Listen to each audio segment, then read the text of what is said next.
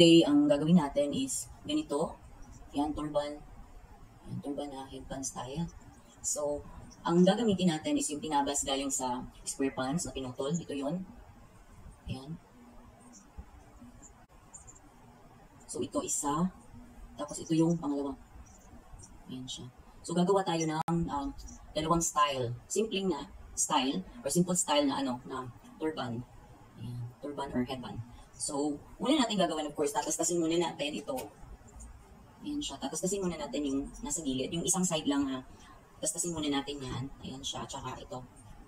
Ayan. So, timing din dahil yung sukat nito kasya siya sa ating ulo. Yung sukat kasi nito is nasa, ayan, sukatin natin ha. Ayan, yung full na sukat nito is nasa 26 cm or 10 or 10 and a half. So, ang ano nito is 10 and a half, nasa nasa 21 inches siya. So, kasi 10 and a half inch siya sa sa one side, so i-double, so 21 inches. Itong na is stretchable ha. Pero hindi siya yung talagang stretchy, yung tama lang, yung ganito lang Ganyan lang, medyo yung pagka-stretch niya. So, ang gagawin natin, tatastasin natin yung gilid. Ang dito, hindi ko na kasi ito depende na lang kasi sa lapad. So, hindi ko na siya ikakat para malapad siya. Ito kasi yung cutting nung pinutol nga ito na square pants. So, ganito na lang din ang kalapad na gagamitin natin. So, una, ayan, tatastasin muna natin yung gilid nito. So, dito tayo magtatastas. Ayan. Kahit naman sa side, pwede naman siya. Pero once, isang side lang tatastasin natin. So, gagamit tayo nito at saka ito. Ayan siya. So, tastas na tayo. So, ito, tapos ko na natastas, ayan. Ayan na siya. Ayan, natastas na. So, dito lang na side ko tinastas kasi dito, hindi ko na siya tinastas kasi nga, yung length nito, tama naman. Tapos, ito, yung isang to ay gagawin din natin, kagaya nito, tatastasin din natin. So, let's start, pagtastas nito, para ma-start na din natin yung pagtahi ng dalawang to.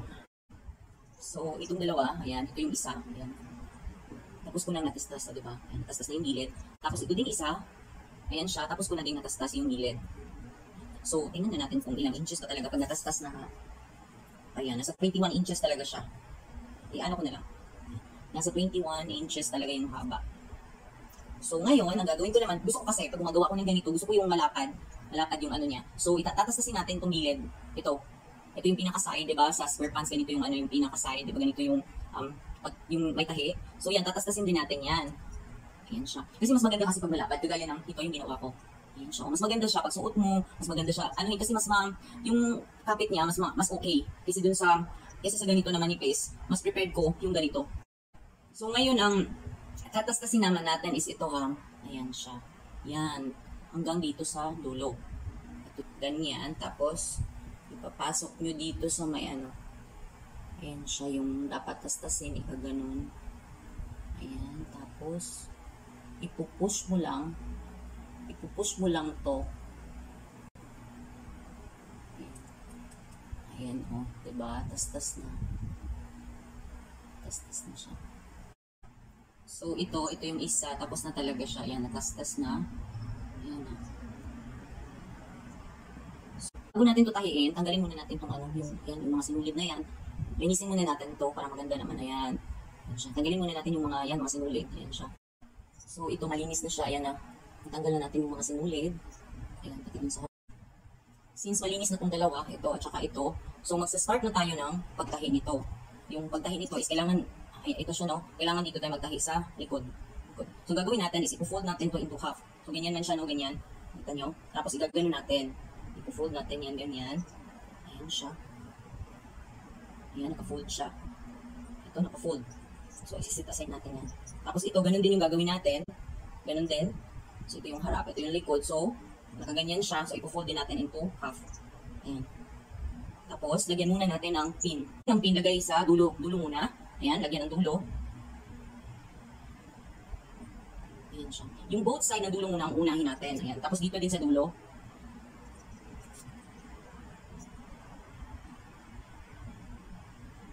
Ayan, nakalagay na yung both side na ang dulo. Mayroon na. Then, yung buong yung buo dito, lagyan din natin ng pin. So, lagyan din natin ng pin itong lahat dito hanggang dito nga.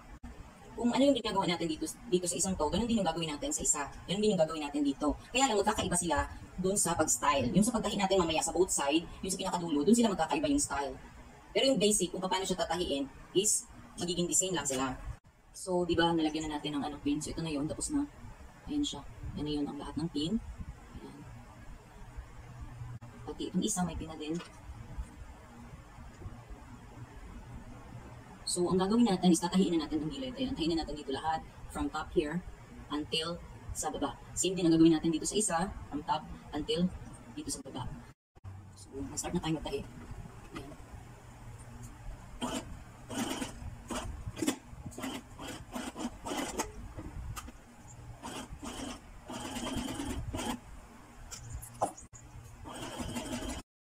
So, ito tapos na natin natahi. Ayan, natahi na natin yung ano niya.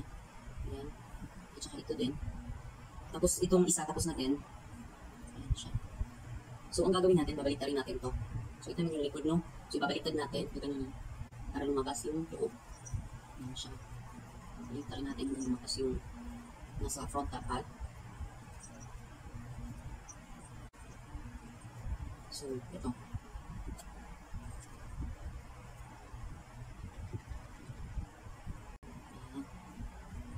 So, yung nakalabas na yung harap. Natin is, ilalagay itong tahi na to, ilalagay natin siya sa gitna. Dapat nasa gitna yan. Ayan siya. Para yung makita yan malinis. So, yung ano, tinahi natin, ilalagay natin sa gitna. Lahin natin na maayos, ganyan. Ayan siya. Tabi muna natin kasi ito ibang style ito. Mamaya pakita ko sa inyo kung anong style yun. So, gaganunin natin para talagang ayan. Ayan, flat. Tapos, lagyan natin talaga sa gitna ito. Tapos, yung pag-ano natin is, ayan siya, no? So, ito man yung likod ng ito. So, tatapos ito. So, ang gagawin natin, kailangan yung pagpilo nyo yan is dito ha sa likod. Huwag dito sa loob ha. So, ganyan yun, ganyan na yan, no? So, dapat ganyan yung ano, tapos piluin nyo into half. Piluin siya. Kailangan ito yung nakalabas ha, yung may dugtong.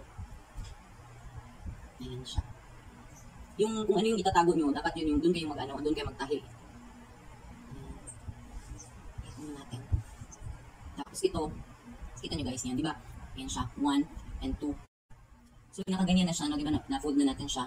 Yan na yung, ganyan yung pagkaano niya, diba? Ka-fold. So, ngayon, ganyan to, no? Ganyan. Ganyan siya. So, yan. Same sila, diba? So, ito na side, ihilahin natin papunta dito sa harap ng konti. Ayan. So, dun tayo, dyan. Yan, ganyan na, no? So, yung half dito, kailangan yung half dito magka-same siya. Ganyan. Same na sila. Half-half na. So, gets nyo? Diba, ganyan yan? Ganyan. Tapos, ito, ilalagay natin dito banda. Yan, hilahin mo. Ganyan siya. So, yung magkalahati na sila na nasa side, so magiging ganyan na yun o para nakaganyan na yung ano. So, ito pumunta dito. So, half nito ha, ay pumunta dito. Ayan na siya. Pagkatapos niyan, ito naman, ilalagay naman natin sa likod nito. So, yan. So, ilalagay natin, igaganyan. Yan siya. Yan na, o. Nakalagay na siya dyan. Ito naman, ilalagay natin dito. So, ito, ilalagay natin. So, ilalagay naman natin to dito. Ganyan. Ayan siya. So, ganyan na yan. Tingnan nyo guys. Ayan na, ganyan na ha. Ganyan. O, diba? Pagkatapos ng ganito na, ang gagawin natin, lalagyan muna natin ng pin. Okay, lagyan muna natin ng pin bago natin tahiin at para nga ma-secured. So, yan siya. So, kailangan natin lagyan ng pin. Ayan. Tapos, pagkatapos natin malagyan ng pin, of course, tatahiin na natin dito. Tatahiin natin siya dyan. Ayan siya. So, ito, tapos na natin natahi. Ayan na siya. Ayan. Tapos, tanggalin na natin yung pin. Pero gusto ko lagyan ng yung lock dito. Lagyan natin ng zigzag para ano siya, malinis siya tingnan. So, ito, tatahiin muna dito ng zigzag yan para malinis. So, tatahiin muna natin. So, since malinis na siya, bubukahin na natin. Ayan, di ba, malinis na yan. So, bubukahin na natin ito. Ayan. So, di ba, may headband na tayo. Ayan siya. Ganyan yung style nito. So, ngayon, since tapos na itong isa, tapos na to, ang gagawin naman natin is yung isa. Ibang style naman yan. So, ito siya. Ito naman yung gagawin natin. So, first na gagawin natin, of course, kailangan natin itong sa harap. Ilabas natin yung harap nito. Ayan, kailangan lumabas yung right side. Ayan siya, ganyan.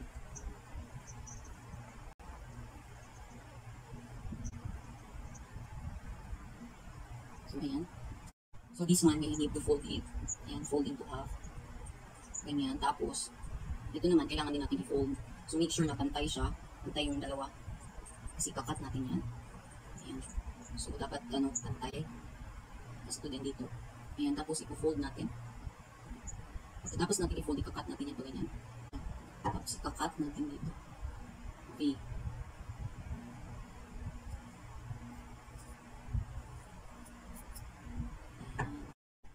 So, ito tapos na natin ang katan. Di ba pag-cut natin, pag ganyan siya. Ayan. Tapos kinat natin ng gano'n. Tapos ito man yung likod. So nakaganyan yan. Nung pagkat natin yung likod ang nandito, nasa ilalim dito yung para sa harapan. So ang gagawin natin ngayon is gaganayan natin. Kailangan yung harapan naman yung nasa labas. Ayan siya. Nakaganyan. So yan na yun. Ganyan. Tapos ang gagawin naman natin is ito ilalagay.